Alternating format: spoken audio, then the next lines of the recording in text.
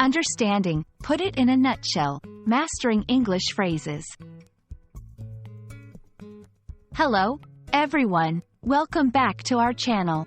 Today, we're diving into a fascinating English phrase that you've probably heard but might not fully understand. Put it in a nutshell.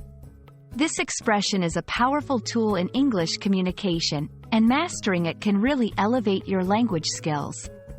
So, let's crack the nutshell open and explore what lies inside.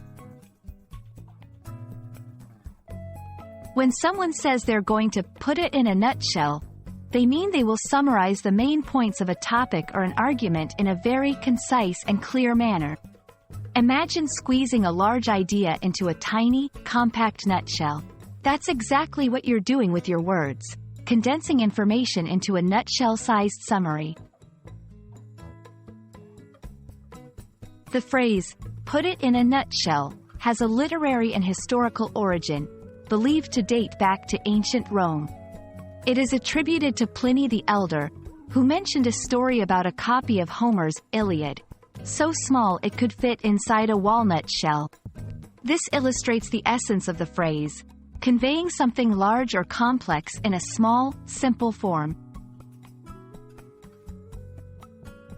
Using "put it in a nutshell" is pretty straightforward. You can introduce your summary of a topic with this phrase to signal to your listeners or readers that you are about to give them the essential points without going into elaborate detail. For example, to put it in a nutshell, the main reason for the change is cost reduction.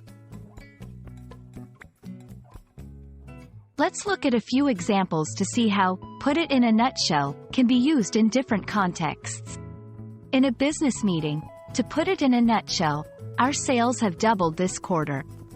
In a classroom setting, so, to put it in a nutshell, the theme of the novel revolves around freedom and redemption. In everyday conversation, well, to put it in a nutshell, I'm moving because I need a change of scenery. And there you have it, the phrase, "put it in a nutshell," in all its glory.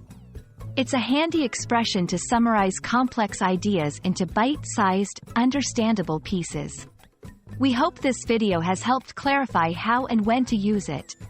Remember, mastering such phrases can significantly improve your English communication skills.